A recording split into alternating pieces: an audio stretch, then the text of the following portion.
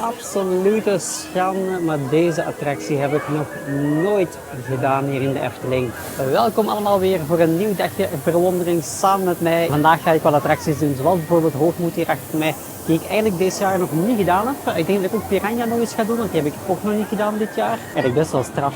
Het is eigenlijk best wel warm geweest. Maar goed, we gaan dus beginnen met deze leuke Freefall Tower. One, two.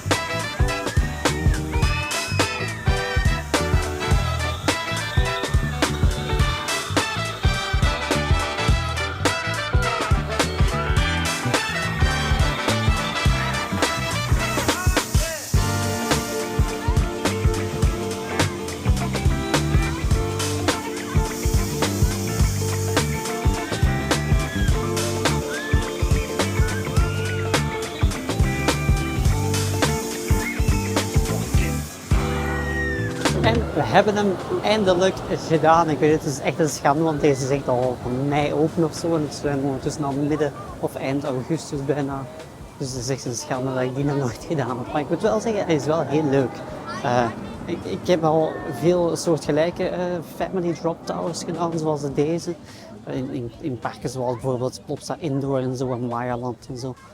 Maar ik vind hem eigenlijk wel qua ritprogramma veel leuker dan die in de Plopsa parken. Dus wel aangenaam verrast. Het is trouwens wel een opvallend drukke dag vandaag. Ik stond ook op de parking redelijk achteraan. Ik stond zelfs onder de zonnepanelen, wat toch wel best ver is, want ik heb daar dit seizoen nog nooit gestaan. Ik ben er al verschillende keren op een zaterdag gekomen. Dus ik vind het echt straf dat dat het ineens zo druk is. Ik denk dat de mensen gewacht hebben tot het minder warm werd om nog eens een pretpark te bezoeken. Want op dit moment is het echt... Ja, ik merkte het ook in Toverland. De warmte is minder, maar het is precies drukker in de parken. Dus het is heel, heel gek.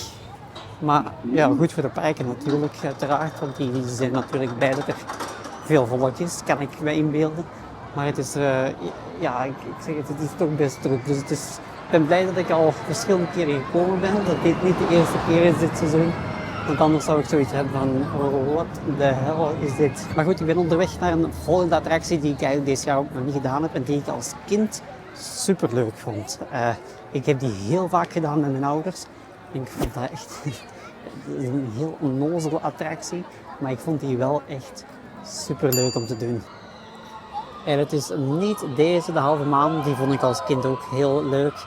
Maar wat ik nog leuker vond was hier. Ja, er passeert nu geen karretje, maar dit is de oude Tufferbaan. En die gaan we dus nog eens doen. Die is wel een paar jaar geleden een beetje vernieuwd. Nieuwe wagentjes en zo, dus het is niet helemaal hetzelfde meer als de Tufferbaan die ik vroeger gedaan heb. Maar ik wil hem wel eens doen.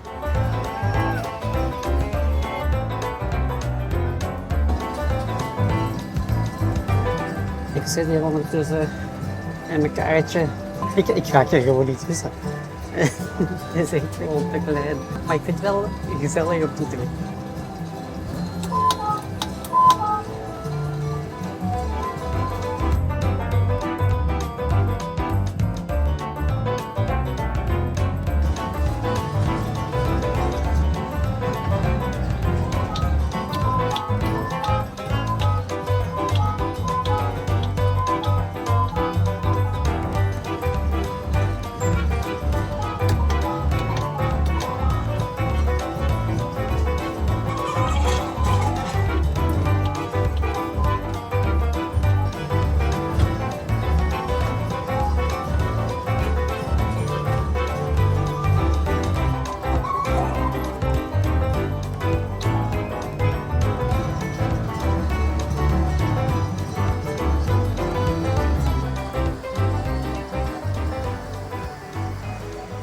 Ik moet mijn oprechte excuses aanbieden.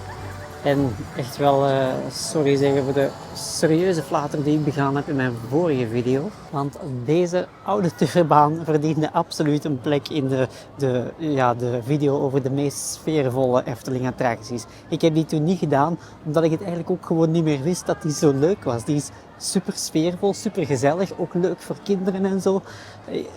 Ja, je zag het ook op de beelden. Ik was mij echt aan het amuseren alsof ik terug 5 jaar was. Ik vond het wel leuk. Maar wel super gezellig ritje door het groen. Veel mooier dan bijvoorbeeld de stoomtrein die ik toen gedaan heb. Dus Efteling en Efteling fans, mijn oprechte excuses. Ik wist helemaal niet dat die zo sfeervol was. Maar goed, bij deze is dat dus helemaal rechtgezet. Nu, van al dat autorijden krijgt de mens trouwens wel honger. Ik ga vandaag niet direct een restaurant proberen, maar ik zou eigenlijk wel eens heel graag de Toko Pagode willen proberen, waar ze een beetje Aziatische snacks hebben en zo. Dat is denk ik nog maar recent vernieuwd, denk ik, met denk ik een nieuwe kaart. Ik ben niet helemaal zeker. We gaan het direct moeten bekijken. Maar Aziatische keuken, love it. Dus we gaan eens even kijken wat daar te zien is. En hier zijn we al, Toko Pagode Asian Street Food. Dit is allemaal op de menu. Lumpia's.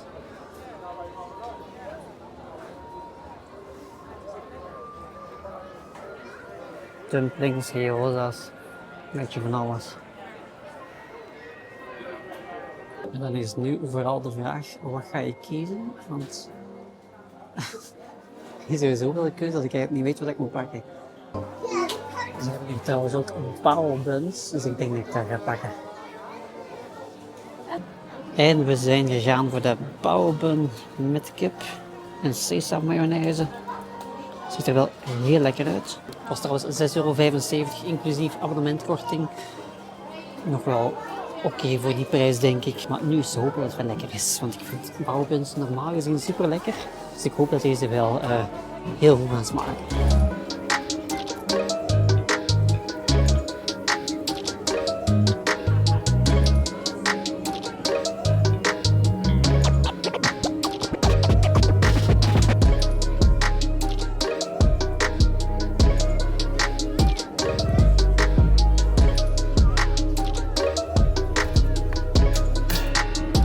Ik heb zo ongelooflijk lekker gegeten.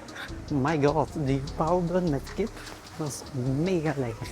Echt super goed. Ik denk na Brasserie 7, want het was natuurlijk geen Brasserie 7 kwaliteit natuurlijk. Maar na Brasserie 7 is dit volgens mij op dit moment mijn favoriete plek om te eten in de Efteling. Het is natuurlijk een snelle hap, een snelle snack.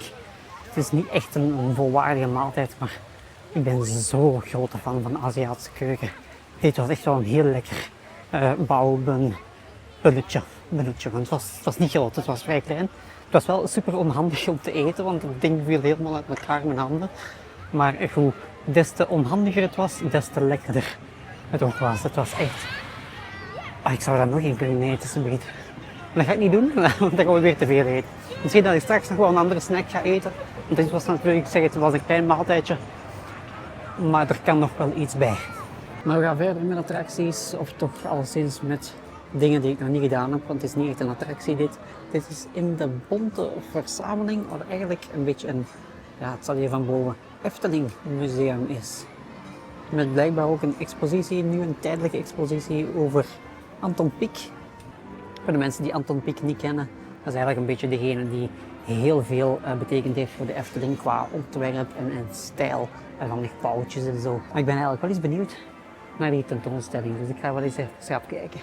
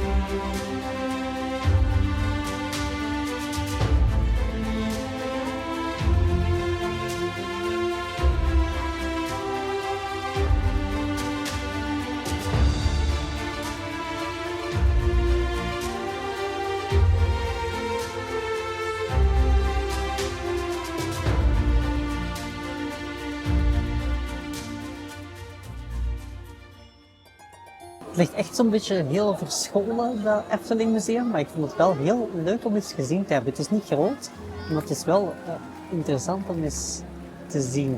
Het eerste zicht leek het even een beetje veel van hetzelfde, wel gewoon tekeningen van Anton Pieck, Tom van Ven, Henry Knut, een van de ontwerpers, Sander de Bruin ook. Heel veel concept arts en tekeningen van deze ontwerpers. Maar dan ineens komt je in een ruimte die vol staat met oude, ja, wat is het, oude decorstukken, oude zaken die in de Efteling vroeger stonden en die ze weggehaald hebben, maar die een plekje gevonden hebben hier in het museum. Wel heel leuk om eens terug te zien. Er was bijvoorbeeld ook een plattegrond, een oude plattegrond van het park. Hoe het park veranderd is echt ongelooflijk, maar het is echt niet meer te herkennen. Het is echt wel zot. Maar ook buiten heb je dan nog een oude track van de Python vroeger, want die is geretracked natuurlijk. Dat was ook nog wel leuk. Je hebt een oude tuffer van de Tufferbaan. Ook wel leuk om nog eens terug te zien. Dat zijn eigenlijk degenen die ik mij als kind nog herinner. De nieuwe zijn heel anders natuurlijk. Maar dus zeker een aanrader om wel eens gezien te hebben als je geïnteresseerd bent in een beetje geschiedenis van de Efteling. Of er is dus een rustmomentje in je dagloop, want het was er wel vrij kalm. Ik zeg het ligt echt zo'n beetje verscholen. Het is niet groot, dus je loopt er snel voorbij. Een attractie die ik vandaag ook nog sowieso wil doen, is deze trouwens. De stoomcarousel. Die heb ik kan me zelfs niet herinneren dat ik die ooit gedaan heb. Dus die ga ik wel straks eens bekijken. Maar dat zal voor straks zijn, want ik ga eerst naar het Sprookjesbos. Ik hoor jullie nu al denken, ja maar Thibaut, je hebt het Sprookjesbos toch net helemaal bezocht. Je hebt toch alles al gezien. Maar dat is niet helemaal waar, want ik heb hier nog niet de showavond met Wolf gezien. Die speelt volgens mij denk ik enkel in de zomer. Aangezien mijn volgende bezoek volgens mij niet meer in augustus zal zijn, weet ik niet of die show dan nog gaat spelen. Dus ik ga nu op mijn gemakje eens gaan kijken naar die show.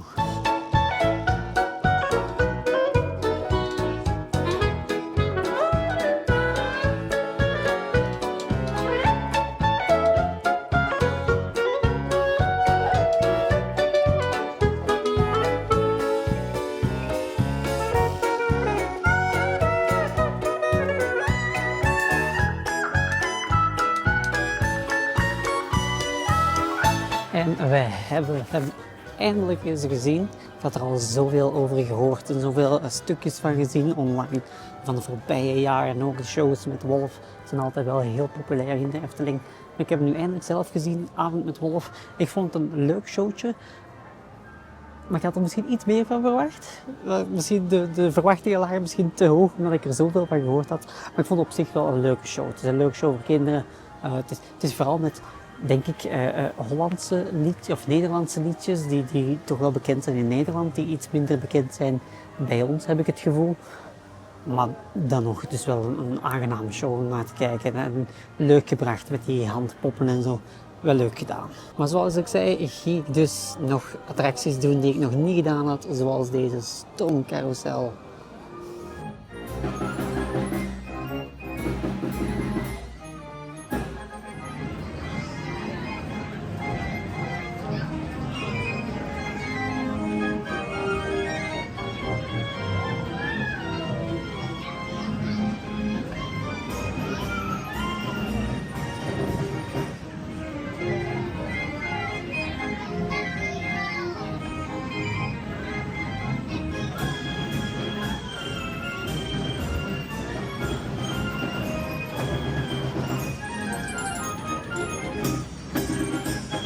Dat was nu eens echt een leuke carousel eigenlijk. Ik wist eigenlijk niet dat ze hier zo'n leuke draaimolen hadden eigenlijk. Ze is van binnen, vond ik wel kleiner dan ik verwacht had, want van buiten is het best wel een groot gebouw precies. Dus je verwacht wel een heel grote carousel binnen. Die is redelijk klein, maar het is wel een heel mooie carousel. Echt zo'n heel nostalgische, hele oude carousel. Ik denk niet dat ze nog echt op stoom draait. Het is toch mooi om te zien hoe ze die carousel toch wel al die jaren heel goed bewaard hebben. En echt wel een heel leuke nostalgische carousel hebben, die echt wel behoorlijk snel gaat. Ik had het eigenlijk niet verwacht. Ik dacht dat het een rustig carousel was die een beetje rustig draait, maar hij gaat eigenlijk best wel hard. Het is natuurlijk maar een carousel, het is geen rollercoaster of zo natuurlijk. Maar wel heel leuk om eens te doen. Ja, ik heb vandaag heel veel verrassende, verwonderende dingen gedaan. Tufferbaan, heel leuk, heel mooi, gezellig. Deze ook, de carousel, heel leuk, heel gezellig, heel nostalgisch. Echt zo, ja, prachtig gewoon. Piranha 35 minuten, ik weet niet of ik dat ervoor over heb om hier in deze wachtrij te staan. Ik vind die wachtrij helemaal niet aangenaam. Dat is echt gewoon een heel saaie wachtrij die eindeloos lang blijft doorgaan precies. Dus ik ga die nog even laten voor straks. Misschien dat ik hem straks eens doe als het misschien wat later is. Later op de dag. Dan zal het ook waarschijnlijk wel een beetje frisser zijn. Maar goed, ik ben nu eenmaal een vreemde jongen. Ik ga in waterattracties als het niet warm is. Maar dan ga ik mij in de plaats eens amuseren met een achtbaan vandaag. Eentje die ik dit jaar nog niet gedaan heb. Max en Moritz. Ik weet nog niet welke kant het gaat worden. We gaan zien, dus 30 minuutjes, nee 40 minuutjes wachten. Maar ik kan ook single rider doen. Dus misschien dat ik single rider ga doen. Ja, ik ga dat doen.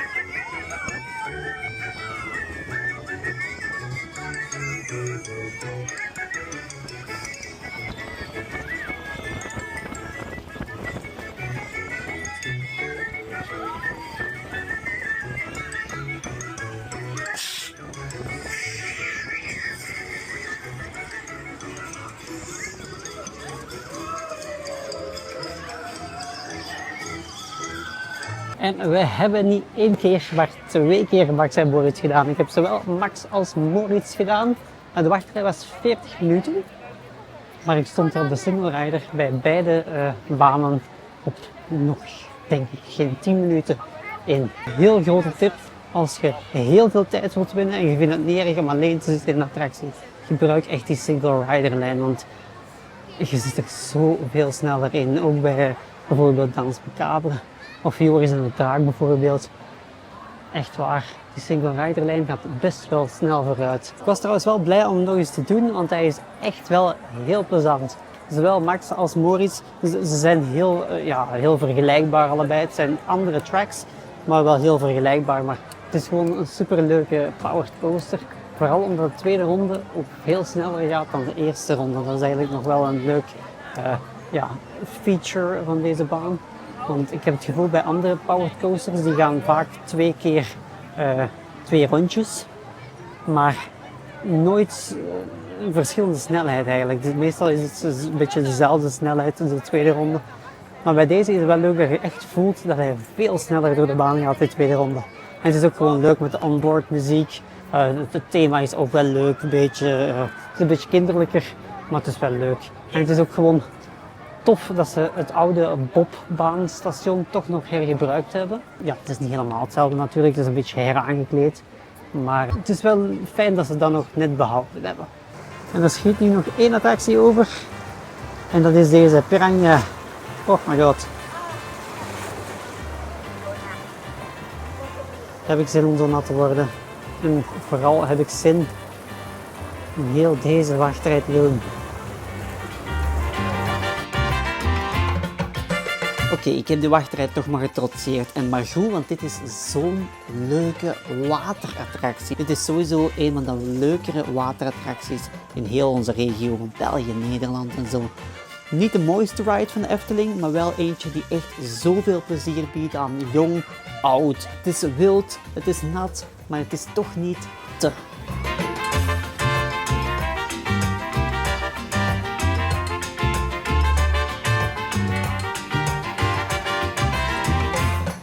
En om deze video af te sluiten gaan we een lekker dessertje eten op het einde van de dag. Lekkere pannenkoeken bij Polles Keuken. Dat heb ik dit jaar nog niet gedaan. En het werd een cola zero en een super lekkere zoete pannenkoek van de chef met aardbeien, merengue, koekjes denk ik ook. En volgens mij stracciatella-ijs. Ik weet het niet meer exact, maar het was alleszins heerlijk. De totaalprijs van €18 inclusief abonnementskorting is misschien wel veel voor wat het maar is. Maar het smaakte, dus ik was een gelukkig man. Dit is trouwens ook gewoon zo'n gezellig restaurant om in te vertoeven met al die leuke details die overal te zien zijn en zo. Echt genieten. En daarmee sluit ik dit dagje verwondering in de Efteling af. Tot de volgende.